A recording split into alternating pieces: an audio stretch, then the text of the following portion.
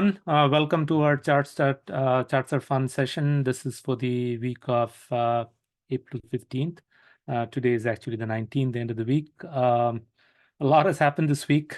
We have been talking about the dome-shaped top forming on QQQ. We've been talking about the market getting ready for some form of a pullback. The geopolitical events kind of triggered in over the weekend. Last Saturday, we had the drone attack from Iran onto Israel. They were all defended successfully, but it did shake up the market. In fact, Bitcoin took a hit right after the drone attack on Saturday because Bitcoin trades 24/7.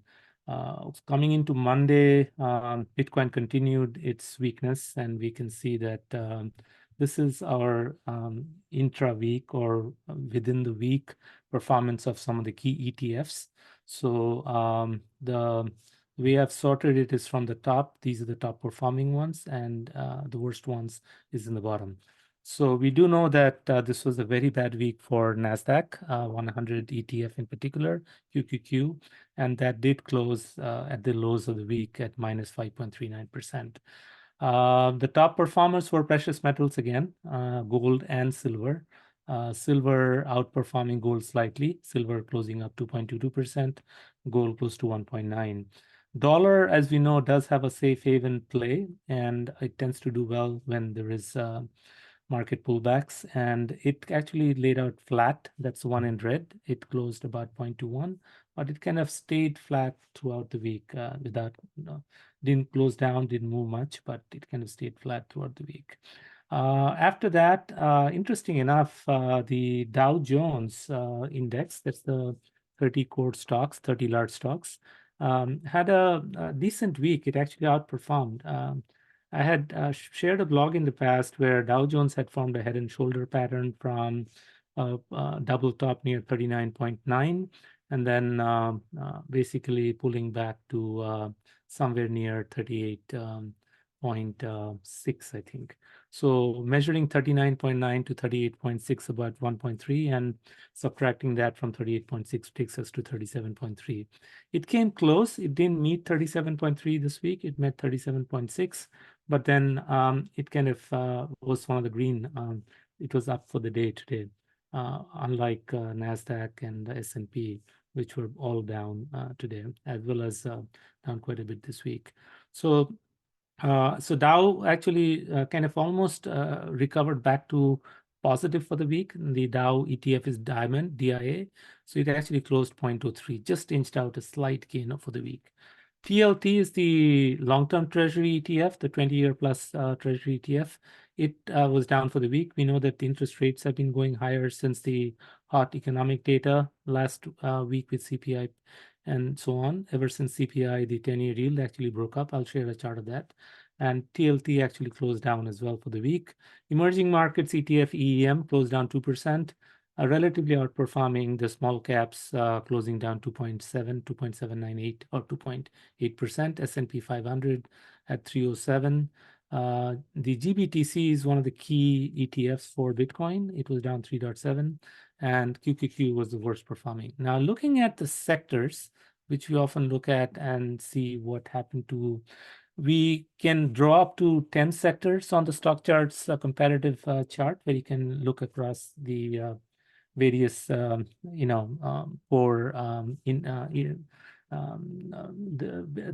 core ticker symbols. So here we're looking at 10, and here again sorted. Utilities, which is safe haven, often also called the defensive sector, was up the best for the week. It was actually up close to 2%, 1.92. And you'll often see that when market pulls back, the safe havens get money flowing in, and they tend to outperform. So utilities and staples, both are defensive sectors, did well this week. 1.92 for the utility and 1.44 for staples. Financials got a bit, though last Friday they had a big sell-off after the earnings. JP Morgan in particular got a very big pullback. And then others like Citigroup and Wells Fargo got pullbacks as well. But this week we had earnings from Bank of America, Morgan Stanley, Goldman Sachs, and so on. And financials actually, after the initial drop for Monday, Tuesday, did kind of recover quite a bit, and today it moved up relative to yesterday, and it ended up closing 0.8%, almost 1% for the week. The next sector that was right below financial that just inched out again for the week, but barely much, only 0.23%, was the healthcare, XLV. That also tends to be a bit defensive in nature.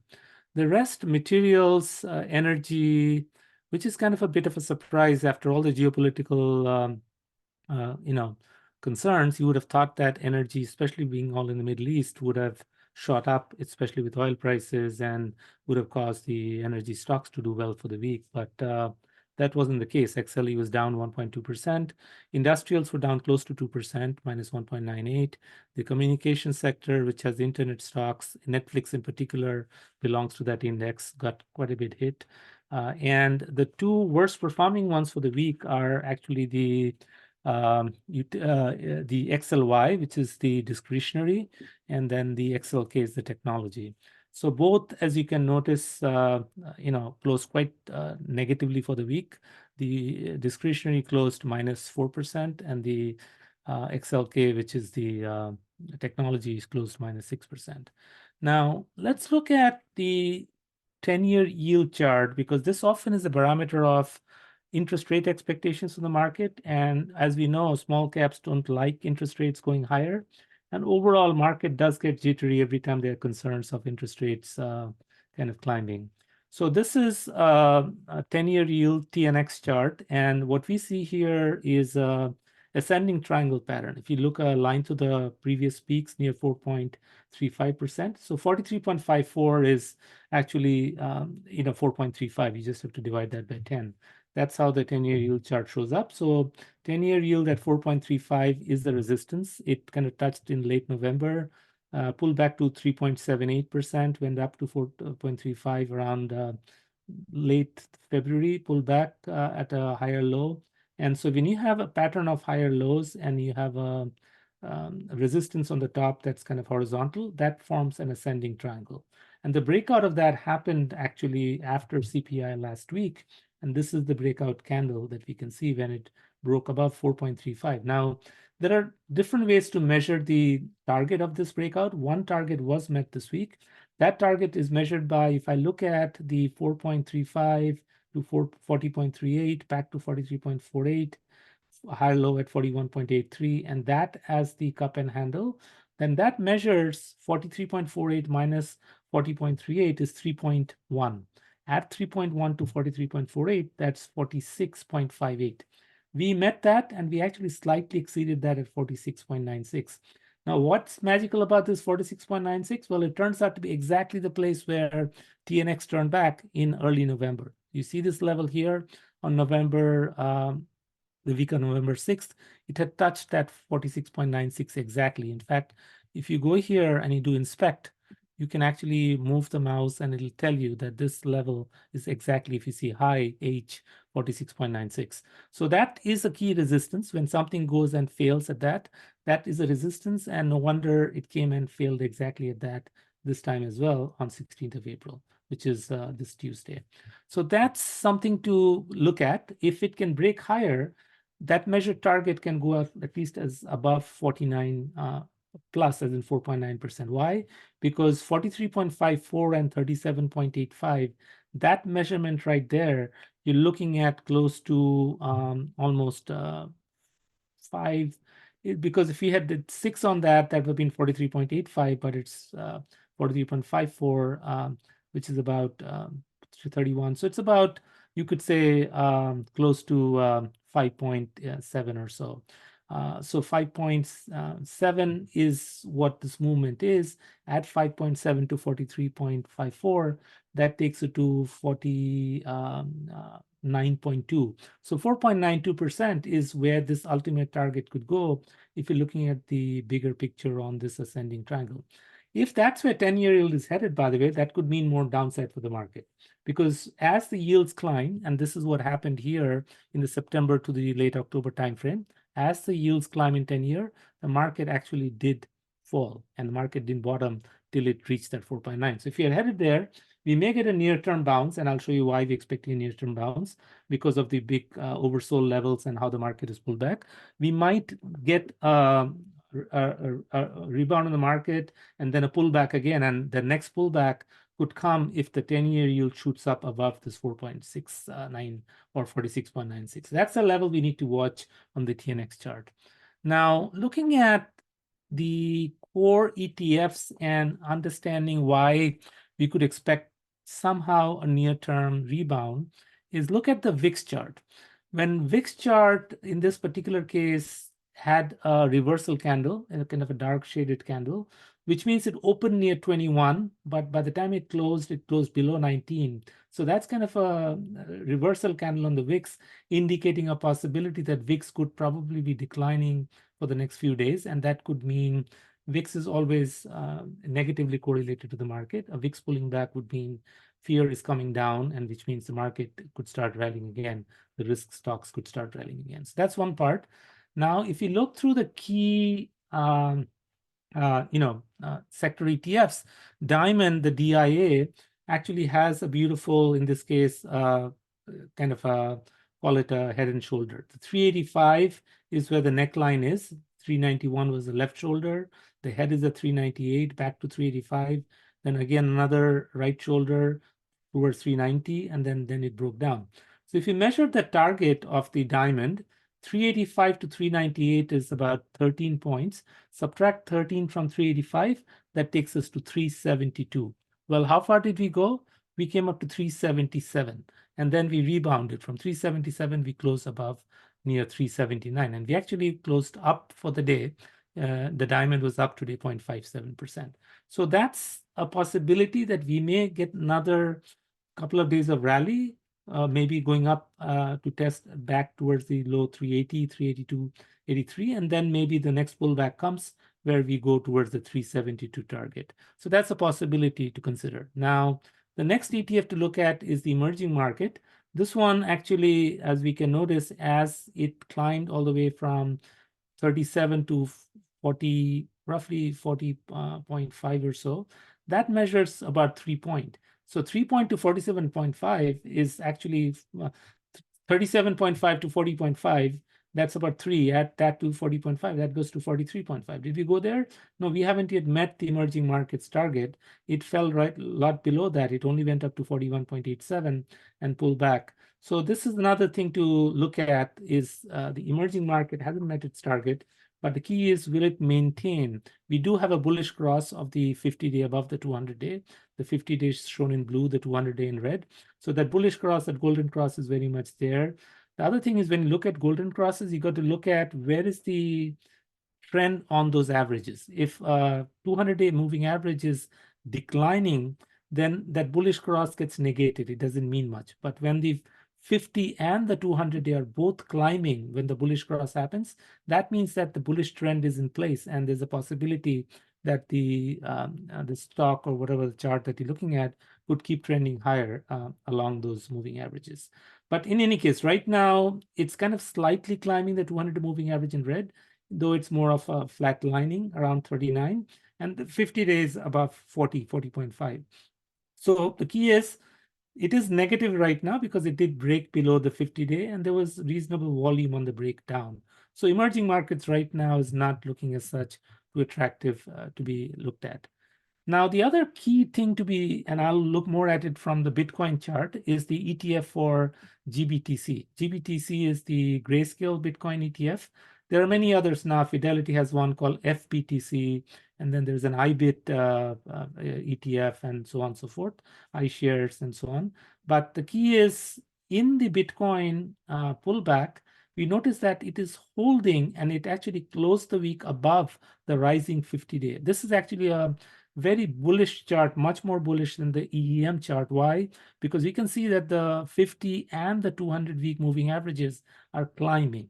They're climbing, the 50 is above the 200, and that is a very bullish. And every time it has pulled back, the GBTC, it has successfully tested the 50-day and then started rebounding. So it did that in January. Remember, after the ETF launches, the market in the Bitcoin had gotten a pullback, but the ETF, the GBTC, successfully tested the 50-day and then rebounded. It then climbed up to 65. We got another successful test this week at 53.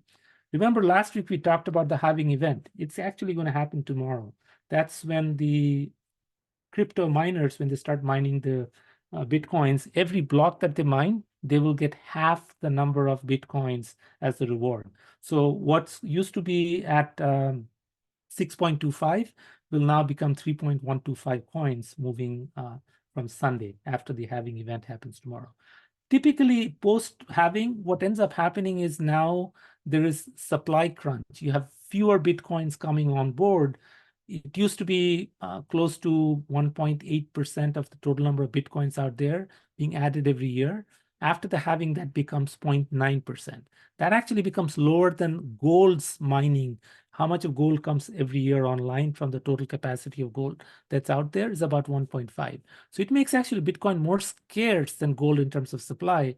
And that is actually a bullish sign. The more scarce a commodity or instrument is, adds to for the demand as it climbs with the lower supply, helps in the price for it to keep climbing. So that's something to watch. The halving event happens tomorrow. Sometimes there's a lag. It doesn't mean just because the halving happens tomorrow, price will immediately start shooting up, but there could be a trend over the next few days to weeks where Bitcoin could start trading higher. And I'm going to talk a little more about Bitcoin's chart and tell you where it could be headed.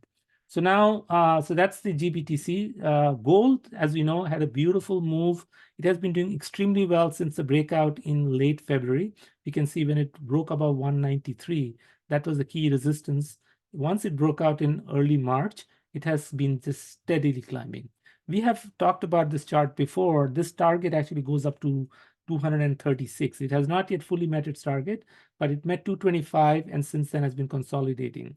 One key thing in here to be kept in mind is if we do get some form of a reverse rebound in the market after the deep pullback we got this week, gold could actually pull back. Gold is a safe haven buying. If there is some calm from the geopolitical front between Israel and Iran, some form of calmness comes in, as in they decide they're not going to do any more attacks immediately, some of the rhetoric comes down, we could see gold pull back. And this is negative divergence. You can see that the RSI is getting lower highs as gold is consolidating in the 221 region. That pullback typically expected to come maybe with RSI near 50 and climb back again. So maybe we could get a pullback in GLD over the next few days as the market rebounds, as in next week and so on. And then another climb because the target for GLD is still higher, near 236. The IWM, the small caps, actually had a bad week. We can see a very deep pullback ever since it broke below the 50-day moving average near 202. IWM actually touched as low as 191, but then had a little bit of a rebound and closed up for the day. It was up 0.16% or up 30 cents. So that was, again, the Dow Jones Index ETF Diamond, DIA, and the small cap IWM were both up for today, unlike the S&P and the QQQ. So that was kind of a bit of a contrarian, as in the small caps kind of had a slight upside today. But then during the week, if you look at these candles, starting off from the 15th, 16th, 17th, 18th, pretty aggressive. Starting from last Friday, it has actually been successfully for 5 consecutive days it came down. And then today got a slight bid and closed up for the day. And by the way, a key is 211 is where it topped out late March. And since there, it's pulled back to 191. And if you can notice, 189, 192, around this level, there is some level of support. However, the possibility of it pulling back to test its 200-day moving average near 188 is very much possible because you do see 187, 189, that level acting as a support. So this could be a little over the next few days, maybe a retest of 188, the 200-day moving average. Now, the QQQ was the worst looking chart for this week. Look at steady decline starting from last Friday's drop, but the bigger drop happened on Monday. That's on the 15th. You saw a big drop, a big bearish candle, a fully dark, like a fully red candle, opening at the high near somewhere near 441, 442, but then throughout the day dropping and closing actually below 430. And from there, if you notice, we have been steadily coming down. There was one slight up on the Tuesday, but then the last 3 days, Wednesday, Thursday, Friday, each day is bearish, opening at the high and closing at the lows of the day. Look at the volume. But today was also options expiration. And options expiration weeks tend to get volatility, tends to get pullbacks. So no wonder today we did get, and also gets very high volume. So we did get a very high volume pullback in QQQ. But the key level to be looked at, and I'll shortly show you the pattern on that, is a expected a pattern between 432 and 449 that measures to a pullback of QQQ to 415. It actually tested 415, but went slightly lower to 413. So I'll talk more about that. And then silver, like gold, the precious metal, has actually been also on a roll, but its main climb happened in April. It did climb since late February into early March, just like gold did. From once it broke 21, it has climbed all the way up to 27. It had a bit of a pullback on last Friday, printing a very bearish candle, opening near 27 and closing below 20, like near 25.5. But then through the week, it kind of was flat bound, but similar kind of negative divergence in the SLV chart. You can see RSI printing lower highs. So if you want to play this pullback, it's a bit risky because the eventual pattern, this pattern here between 23 and 20 is, by the way, closer to 26.83. It did meet it at 27.24. But eventually, if you look at the weekly chart of SLV, that pattern is actually all the way up to 31. So you could get a pullback, but the eventual target of this, just like GLD is headed towards a target closer to, I think we talked about 236 level. SLV is headed towards 31 plus. So one way to play this pullback in silver is to buy ZSL. If this negative divergence plays out and you can get an RSI closer towards 50 and this pulling back closer towards maybe even retesting the 23 level, 23 and a half level, and maybe closing this gap right here, that could mean a ZSL would have a nice, it's an inverse ETF to silver. So when silver comes down, ZSL goes high. That's one way to play it. Anyway, and the only other ETF that also was very bearish, in fact, it has been successively down for 6 consecutive days starting from last Friday. The entire week it has been down, is the S&P 500 ETF SPDR, SPY. So that one, as you can see, and today also it had heavy volume and a bearish candle start opening towards the high and closing towards the low. Today it was down minus 0.87%. So that's the, I think, the core ETFs. And TLT, which is the 10-year, not the 20-year plus, as it says here, 20-year plus Treasury ETF, if that's a safe haven play, if you want to play with that way. It actually pulled back to 87 and had been a slight bit of a rebound this week, going up from 87, closing near 89.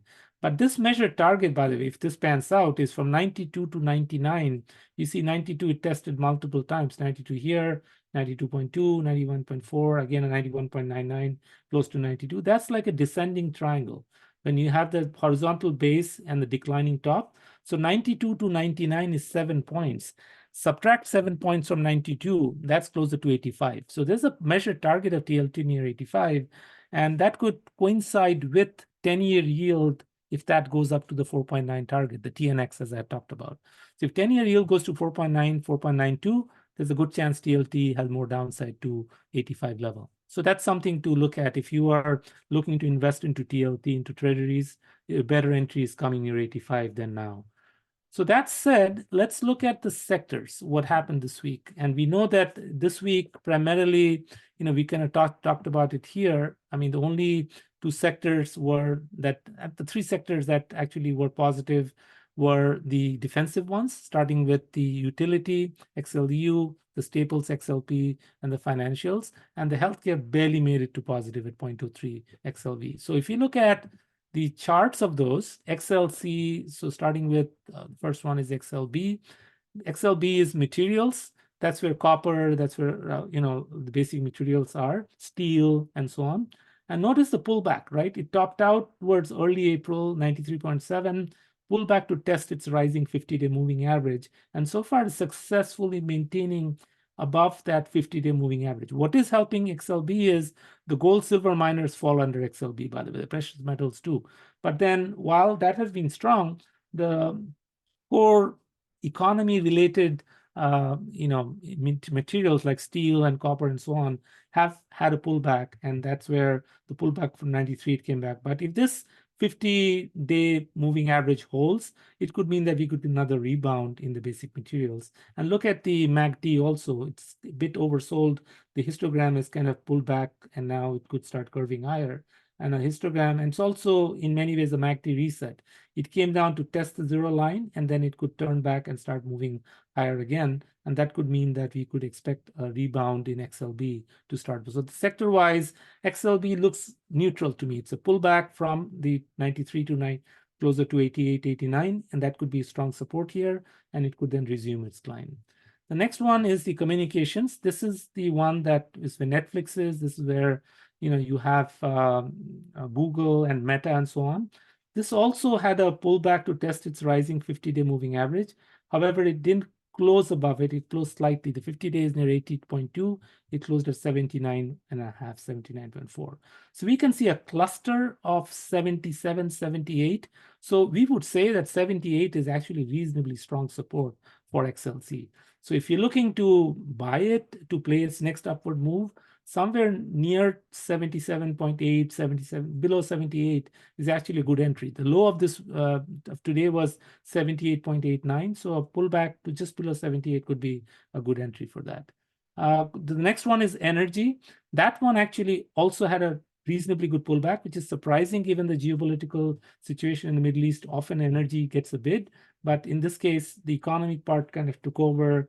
There was just more of the pullback overall of all the sectors. It's like a risk-off kind of a trade, and that's where only the precious metals, the safe havens, kind of stood out. But the energy stocks all got a pullback. Today, it got a little bit of a rebound, up 1.2%.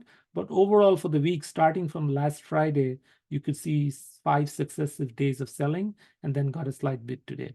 And the volume was reasonably higher than the last couple of days, which means today there was some buying. And it could mean that it may not be pulling back to its 50-day moving average like the other sector ETFs did. This could have perhaps just tested 93. We can notice 91, 92 is where reasonable, which was past resistance, is now support. It's possible that it could now resume another climb and make an attempt to test 100 again. So that's the energy, XLE. The other thing that is a lot worse looking was where the RSI pulled all the way down to 30 is the financials. Financials, we know, triggered off that sell-off starting from last week. And part of it was also because of the CPI and the whole 10-year yield shooting higher and so on. Financials have kind of gotten, a big part of the XLF not doing so well is the big bank earnings didn't go so well. But this week's earnings were actually reasonably better, where we got 3 up days in XLF overall, and today it closed up 1.38%. It did dip below its 50-day moving average, but then closed right at the 50-day moving average. So that's a key level to now watch. This 40, it's closed near 40.3. The 50-day is 40.48 to see if it can take that and start moving higher, or will it fail and make another attempt to pull back towards 38. So that's something to watch on the financials. Industrials had a pullback. It had been a very strong sector. You can see a steady climb from the October lows, climbing up, hugging the 50-day moving average. It tested the 50-day, closed slightly below it, but and it also had last 6 days of pullback, 1, 2, 3, 4, 5, 6 days of selling. But the key is it could perhaps be ready for a rebound. It tested its 50-day. It got its MACD resetting, testing its zero line, and it's a possibility that we could resume a climb. So the market gets a bid and starts moving higher again, and I'll tell you why it could move higher again. There is a much more upside left in the market, and what we're getting now is more of a temporary pullback, a temporary correction. So that was the XLI. Moving to technology, this was a very badly hit sector this week. You can notice starting from the Friday, there was one up day on Tuesday, same thing with QQQ, XLK, and QQQ mimic each other, being technology heavy. But the last 3 days, Wednesday, Thursday, Friday, very, very aggressive selling going on. And you can notice that volume today was also a bit higher side, and that happens with the options expiration. And it also, RSI closed just below 30 at 29. So it's a bit oversold. It pulled back to a key level near 192. You see 193.4. So 193 to 192 is kind of previous resistance is now support. And that's something for us to watch to see, will it get a bid and start climbing. And then Staples, as you know, had a good week. And all 4 days after the Monday sell-off, it has been climbing higher. Tuesday, Wednesday, Thursday, Friday. All 4 days it climbed higher. Today it had a 0.98% gain. And it is actually coming and testing the 50-day moving average from below and closed right at that level, 74.35, 70.44. It closed slightly above it, but at that 50-day. We have to see if it fails and pulls back, or will it be able to break and go higher. And real estate, XLRE, does not like high interest rates because home sector, higher interest rates means less demand for homes. And it got badly hit with the interest rates climbing past the 4.35% in 10-year yield, as I said. And last couple of days, because of the defensive nature, it did get a bit of a bid, but overall it closed towards the lows of the week, and RSI below 30, right at 30, 30.33. And this is actually much more bearish. It is below its 50 and 200-day moving average, unlike the other sectors.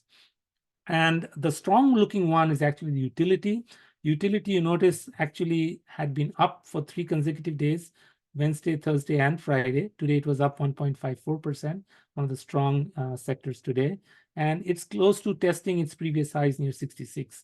65.5 is kind of resistance. We see 65.5 here, 65.5 again. So we have to see next week if it can continue its climb and break above 68, because if it does, from 58 to 66, that's about an 8, little about 7.4, 7.4 to 66 goes to close to 73.5. So that's a possibility that if we break above 66, and this is like a cup and handle from 65.5, 58.6 back to 66, a handle. The 50-day has a golden cross above the 200-day. The 200-day is kind of basing and maybe climbing as the 50-day climbs as well. This could mean that there's a possibility that utilities could continue to get a bid through the next few weeks, and it could climb up to closer to, as we said, 58 to 66. That's roughly 8.5. So at that, you can kind of go closer towards the 74 to 75 level. So with that, I think the healthcare is the other sector. Also has pulled back quite a bit, has not yet dipped below the 200-day, but quite a bit down from its 50-day. And it kind of closed slightly up today at 0.38%. But overall for the week, as you can see, the last 5 candles have been kind of around that 138 level. It's been kind of holding steady there. And discretionary had a bad movement. Like the technology, we can see 6 steady days of selling. So last Friday, and all 5 days of this week, reasonable volume on the sell-off and closed below the 200-day moving average. So discretionary is not looking so good, and this is a sector also to stay off from until it can catch a bid. Now, it's a possibility that it could be getting a decent support here at 169, and it tested 169 today. So if it does catch a bid in the market and RSI is at 30 oversold, below 30, there's a possibility that this could get a bid next week. And in that case, it could make another attempt. And then what needs to be watched is this going to make an attempt to 181 to form a right shoulder and then break below 169, or is it going to be able to take out its previous highs? You can see a double top here near 185. It did test twice. So it's going to be interesting. It one double top 185, broke below 177, came all the way to 169. Can it form if we do a neckline to 169, can it form a left shoulder, rebound to 181.7, 182, and then fail below the neckline at 169? Or will it actually kind of take out 182 and go back and retest the previous highs at 185? That's where one needs to watch on the, we are back to the basic material that we had talked about. Now, another thing to be looked at is the bullish percent indexes. These are, for each of these sectors, you have the bullish percent indexes, and that measures the percentage of stocks in that sector that have bullish looking charts. So notice the strongest one in here is actually energy. It was as high as 90.9 or 91% of the stocks in that energy index were bullish looking charts, and it closed today near 87. Still, one of the strongest looking bullish percent charts is the energy. But as we circle through and look at the others, you notice that the bullish percent indexes show quite a bit more pullback. So from 88, the financial sector pulled back to 70. So it still has 70% of the financial stocks looking bullish. But I'll show you some others that are much weaker. Healthcare, 77 pulled back to 39. So only 40% of the stocks are bullish looking in the healthcare sector, 60% are not. And these are bullish looking with a point and figure chart. There's a blog about it. You can go check out our blogs on chartsarefun.substack.com. And there was a whole blog where I described how these bullish percent index charts are calculated.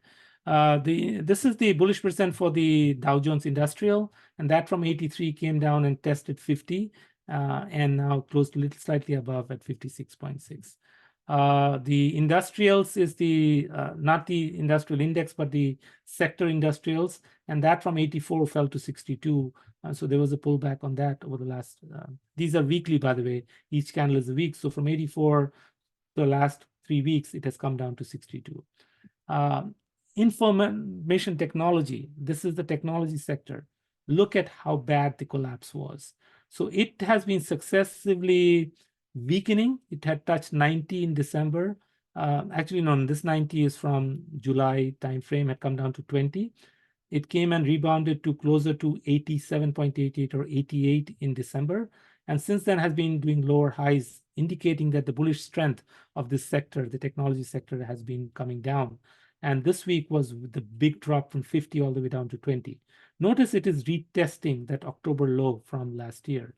So this could find support here. Having that retest of the 20 level, it's possible that the technology sector is a bit oversold and ready for a rebound next week, which means you could expect something similar with the NASDAQ index as well. This is materials. This one had gone down to 0 in 2022, where nothing was bullish in that index or in that sector. But then it went to 85, and then it closed near 13.7 in the October low. And now it is relatively stronger than the October low. It didn't come down to 13.79. It closed is near 51. So from 79 to 51, it's hanging in the basic materials overall. And as I said, the precious metal miners, gold, silver are part of that, and hence that's holding up the index reasonably okay. And then that's the NASDAQ 100, similar looking bullish percent index bearish chart. See how badly the candle dropped from near 45 down almost to 24. This, in fact, even broke the October lows near 29. So 90 was when it printed in middle of December, has come successively lower to a point where it closed near 24. So that is an indication of, now it has gone a lot lower, but these levels near 12, 7, 11 were during the bear market in 2022. We are not in the bear market. We've recovered since then, significantly below those 2022 lows.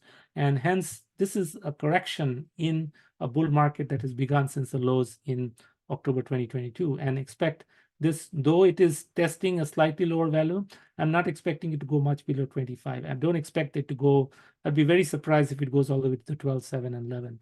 There's a good chance it'll be a higher low, and then from there. And look at how deeply oversold the MACD histogram is.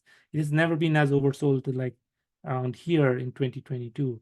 So it's a good chance that we could now start getting the NDX, the BP NDX improving, which means the QQQ start going higher. Now, this is the pattern in QQQ, the dome-shaped top. We had talked about it last week. There was a blog written about it. A key classic sign of the market topping was as you join a curve to the tops of QQQ, starting from late November, 392, 412, 429, as the highs started climbing, you could draw a parabolic dome shape through the tops. The RSI kept weakening. That's the classic negative divergence. The MACD kept weakening, classic negative divergence. Weakening as in why? The highs were lower as with every successive high of the price, lower highs in RSI, lower highs in MACD. And the QQQ kept underperforming S&P 500 from the January timeframe all the way till now. So that is also a negative sign. And the two key bullish percent that relate to this is the BP NDX for the NASDAQ 100 and the BP Info for the technology sector. Both are extremely oversold and retesting the October lows. We can see the BP NDX 24 is retesting this low, and the BP Info 20 is retesting these low. This means 80%, or in NDX, 76% of the stocks are bearish looking right now. That means it is kind of getting to an extreme oversold. The other key thing to keep in mind as what is the calculated pattern on this dome-shaped top? Well, there's a horizontal line of support near 432. The top was 449. Subtract 449, 432 from 449. That's $17.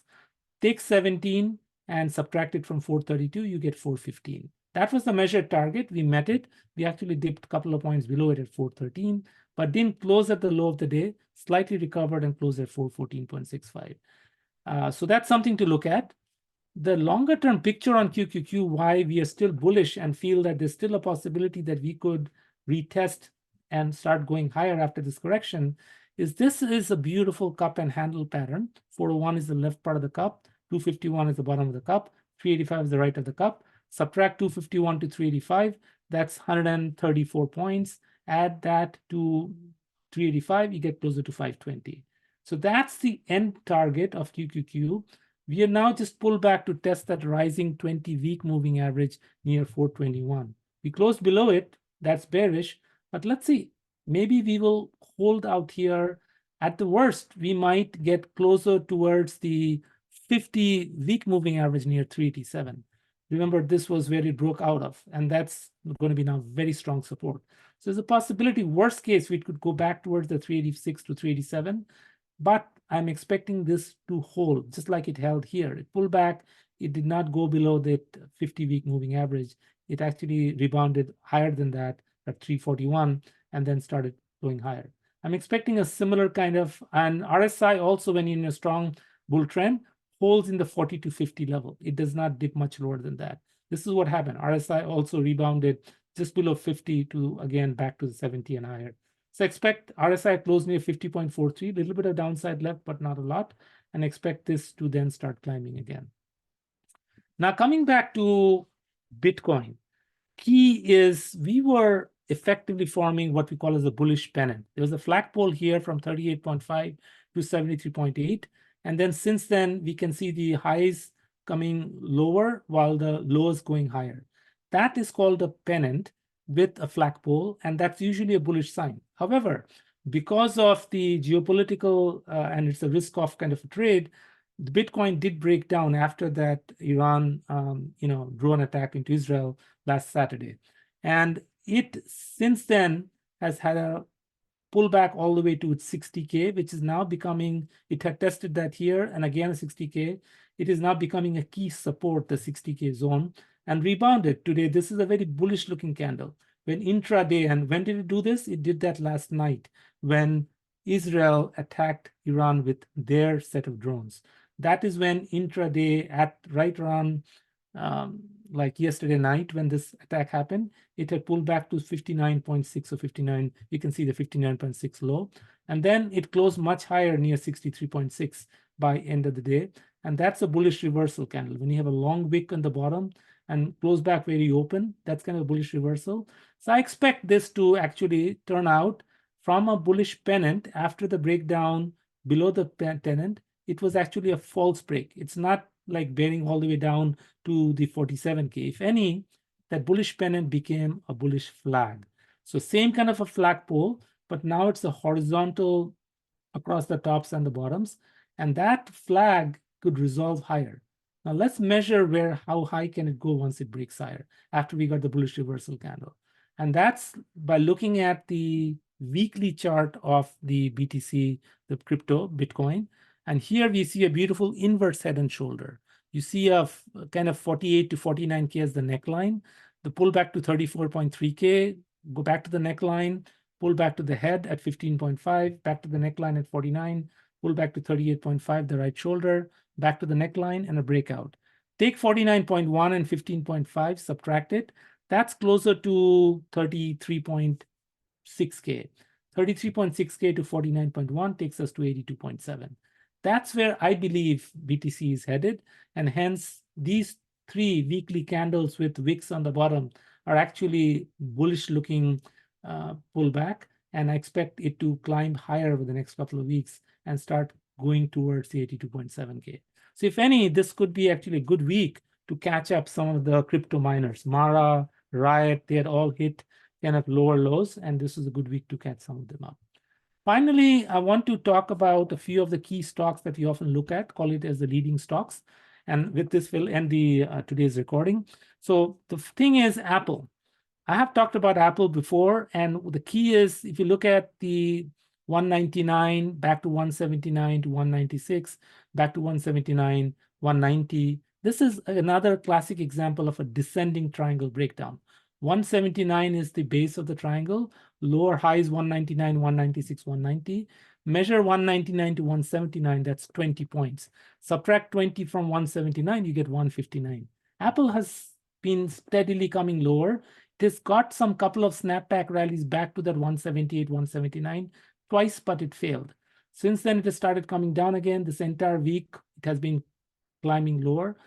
Coming lower. All 5 days, it came lower. It closed near 165. Lows of the day was 164. My measured target is 159. I think there's a possibility over the next few days based on, and semiconductor earnings this week, there were a couple of negative setbacks. One was ASML had earnings that took the semis, took a big hit after ASML's earnings. ASML is the actual company that manufactures the fab equipment that TSM, Intel, and others buy to roll out, the fabrication of chips. ASML's earnings was a weakness. It's a big European giant. And then TSM's earnings came out, and their earnings was decent. They beat numbers. However, TSM kind of brought down their projected sales in the sector for all of 2024. And that kind of took the market a bit of a surprise because the market has been so bullish about semiconductors in general.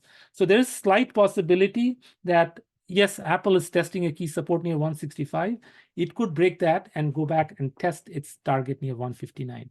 For those looking to go long on Apple, while 165 could have been a good entry, looking at its support level, I would say that 159 would be even a better entry, and that could be a good place to go.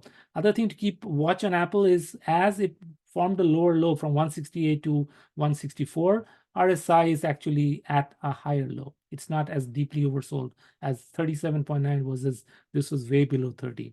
Same thing with the MACD is at a higher low. So that's a bit of a positive divergence, which means if you do get a pullback towards the 159, it could be a very good entry on Apple. Looking at the next few, AMD, again, semiconductors this week got a bad pullback, and AMD is getting closer and closer towards its 150, which it actually broke below. 150 was reasonable support. It broke below, but now there's a possibility the way it has broken down, because 174 to 227, if we consider that as the key breakdown level, that's closer towards 53. 53 to 174 actually is much lower, towards 121. I don't know if we'll go down that much, but that said, the 200-day moving average near 136 could actually, and we notice 135, 136, could hold as support. So if any, AMD, a better entry could be near 136 if you get the pullback up to that level, and could be an entry around there. The other thing to look at is Amazon. Amazon actually had been relatively much strong. It had been hitting higher highs till very recently, till this week, when it came down every day of this week. So 189, it has come down to 174. I expect it to hold the 170 level. Let's see how far lower it goes. But if the market does get a rebound, Amazon could get a rebound as well. But depending also its earnings later this month, we can see if it maintains and starts pulling back higher again, or if earnings is bad, then in that case, cannot rule out a pullback towards 200-day. But that's at 150. There's much more support below. Before that, I think 171 will likely tested 173.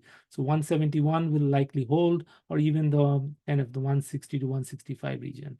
There is a gap here near 155. You notice that gap up after the January, February earnings. So there's a possibility that this gap could close if the market keeps pulling back. QQQ goes further down towards 400. For the time being, I expect it to kind of rebound from here and get some bid. ASML was the one I talked about, got badly hit because of their earnings.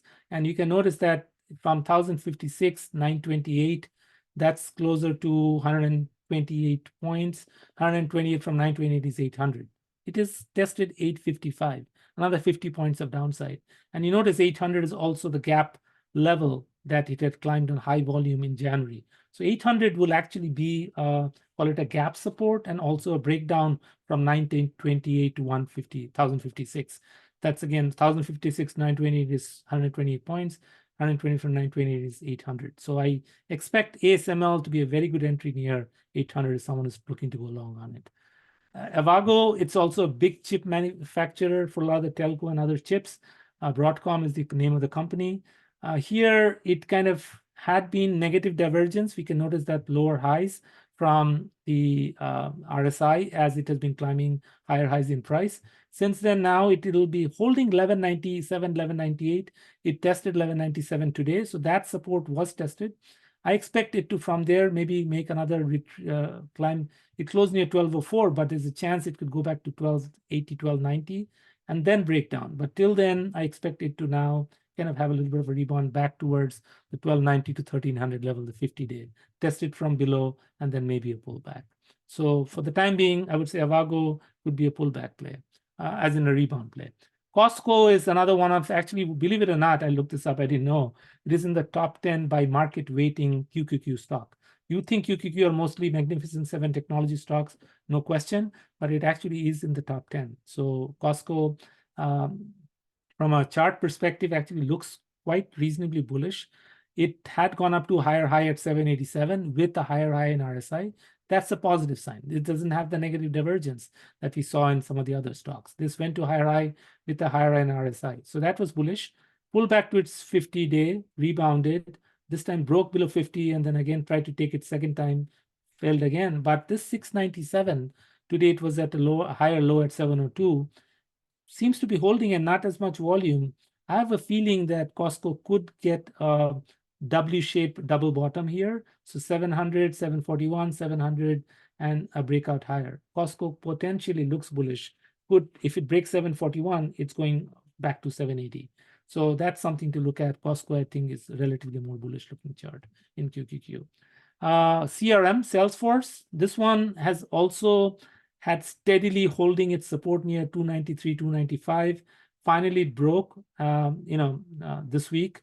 It broke on Monday, and since then, last 5 days, it's been climbing lower. So 293 to 318. That's roughly, you're talking about 18 plus 7, 25 points. Subtract 25 from 293, you're talking about 268. So 268 is, I think, where it's headed. You can see 268 right here as resistance, which will now become support. It tested 268 today exactly. That's what an amazing number. So the breakdown was measured to 268. That's exactly what it tested. And then it recovered a couple of points and closed near 270. So I think Salesforce has hit its target. I think it's a good buy for a rebound play. I have a feeling it's going to make another attempt to climb back up towards its 50-day. So Salesforce, today's 268, met its target. Google, interesting enough, negative divergence, 155. It tested twice, broke out. However, in that breakout above that 155, 157, there was no volume. I would have expected volume. That would have been a more bullish breakout because that could have measured from 131 to 157. You're talking about roughly 26 points. 26 to 157 is 183. So that would have been a significant more upside. But the fact that it tested 161, did the breakout, MACD, bearish cross.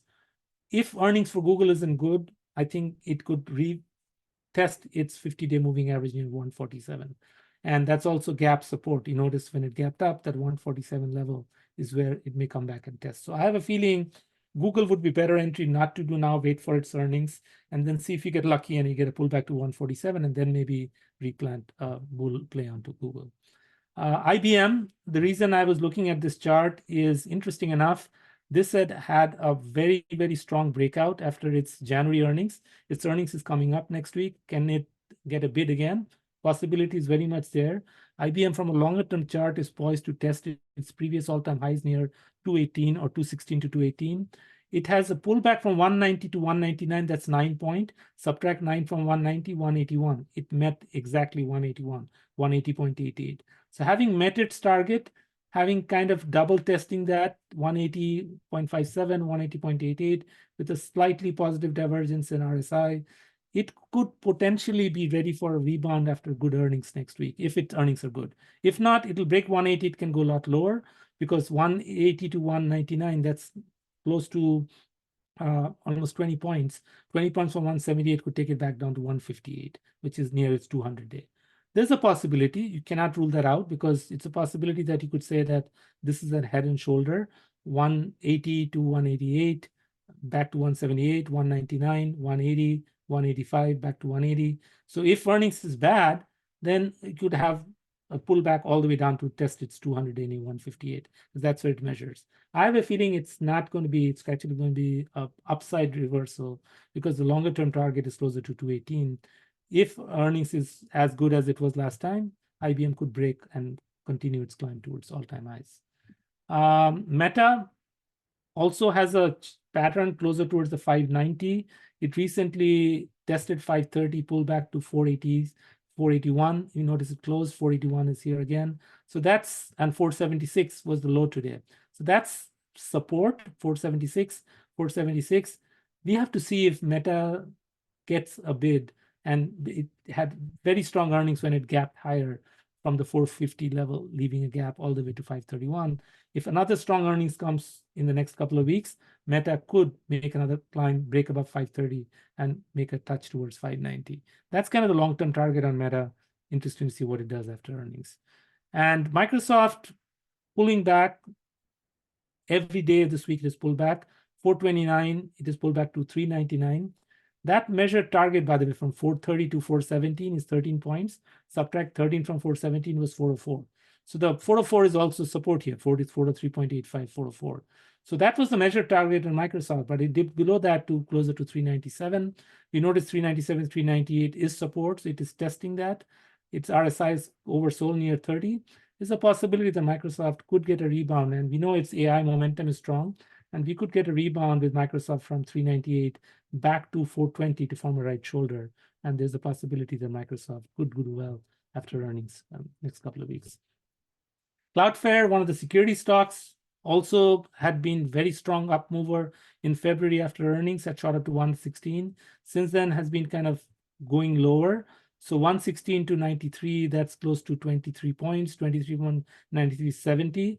It tested 83, the lows, 83, and it is could be seen it go back to 76 or 73. That's something to be looked at. But if it had strong earnings in the previous quarter and the momentum is there, perhaps the 83, 84 level, if you notice 83, 84, is resistance, which is now support, could hold, and it could make another climb to test its 50-day moving average in 96.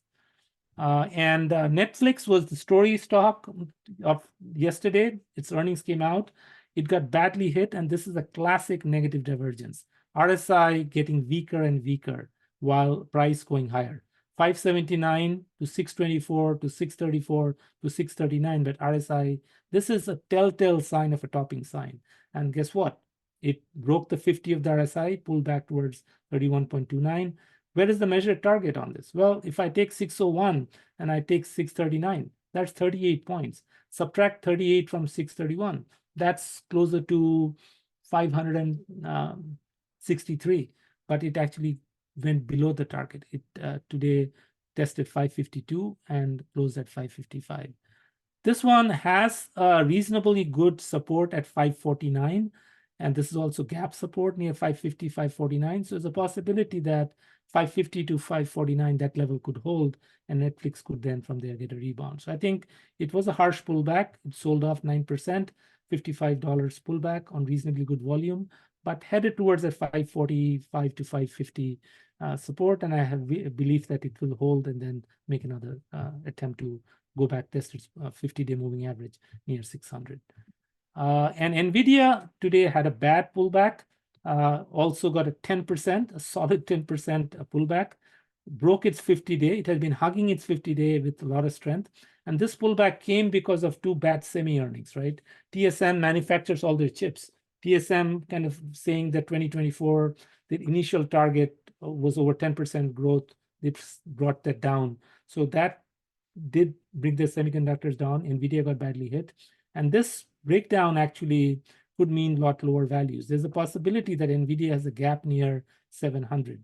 So if you take 830 and 967, that's 137 points. Subtract 137 points from 830, that goes to 693. So possibility is that this gap near 700 right below could get closed out in Nvidia if the bearish sell-off continues. And with heavy volume today, it broke down. So I wouldn't touch Nvidia. If you're looking to go long, ideally look to play it closer below 700 would be the best place to enter Nvidia if you want to go on the long side.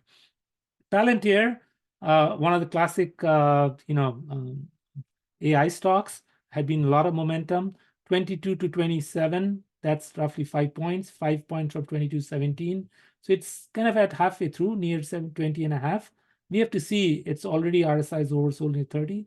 Does it rebound from here? Because there's gap support here, right around 20. With heavy volume, it had gapped higher. So that now becomes support, the top of the gap, near 19 and a half to 820. If that holds, then it'll rebound from here. But worst case, if I look at 23 to 27, 4.5, this could go to 17. There's a possibility if it breaks below the gap support and comes towards the 17 level to close the gap. So like an Nvidia, if it does a gap close, then there's a possibility it could go towards 17 to close that. SMCI is another poster child, got hugely hit, 23% drop today. So the bears were all over it. And this dip actually can be a lot lower. 855. The earnings is coming up into the month, by the way. And last time the earnings was so strong in January, it absolutely triggered a massive climb, right? From the, like it was in the 400s, it tripled to the 1200 plus. Since then, it's been kind of weakening, forming lower highs. RSI weakened as well, negative divergence. 1229 to 855, that's roughly 370 points. 370 points from 855. You're talking about roughly 480 or so as the target, which is where you see 480. That's the previous resistance. It's also closer towards its 200-day moving average, 466. I would be careful on this stock. Let its earnings come out and then make a decision if you want to go long. If its earnings is not as strong as they recently had a secondary when they took a bad hit. By the way, they sold some stock in February. That's when it fell from 1,077 to 692. This was after they sold a secondary to raise capital. However, 692 could then be reasonable support. 710 was the low today. So it could be hold 692 and maybe get a rebound. But if it does not and breaks 692, I would watch out and look for the 480s, or in fact, even 466 to test its 200-day moving average. Snowflake has had a bad tank since their change of CEO and their earnings from end of February. It has been steadily going lower. However, positive divergence. Just the flip side of what we saw on Netflix, lower lows in Snowflake while higher lows in RSI, higher lows in MACD. This means Snowflake is actually a better looking stock to go on the long side. Possibilities are 140s, 138 to 140 is decent support. It has tested that, right? Low was 144. So if you get an entry near 140s, I think it's a decent looking upside and the good chance that Snowflake could rebound from here. So Snowflake, if any, looks like a rebound play based on the positive divergence. And Tesla. This has been something I posted a blog about. I'm bullish on Tesla because the whole world is bearish. Yes, a lot of fundamental things have gone on. The expectation for the Model 2, which is the $25,000 car, was squashed a bit when Elon Musk didn't talk much about it, but rather talked about the robo-taxi service coming out on August 8th. They have a big launch event planned for it. Elon Musk is going to India. There's a big possibility of him announcing something big with Narendra Modi, the prime minister there. He's planning to announce an investment of $2 to $3 billion. That will give him an import tax waiver. The import taxes are 90% plus for foreign automobiles being sold in India. But if he is able to make that investment, that tax will be brought down to 10%. So make it a very attractively priced car sold in the Indian market. He's going to get the right-hand side part of driving manufactured in Europe because Europe also has right-hand side driving. I think the Berlin plant makes those kind of cars. Initially, till the plant gets set up in India, he may just get those cars shipped into India and start selling them. And that could be a growth market for them. So while China and US sales are slowing, EV sales could start growing in India. And with the government rebates encouraging the energy consumption, alternative energy, electric energy, cleaner energy, there's a possibility Tesla could get a bid. Why am I getting bullish? The classic positive divergence, 180 to lower lows near 146 it tested. One, it closed the gap. Tesla had a gap at 146.4 from from January of last year. There are a couple of other gaps, by the way. There's a gap near 122 and gap all the way down near 108. If those two gaps have to fill, then good chance it's going to retest its January low near 108.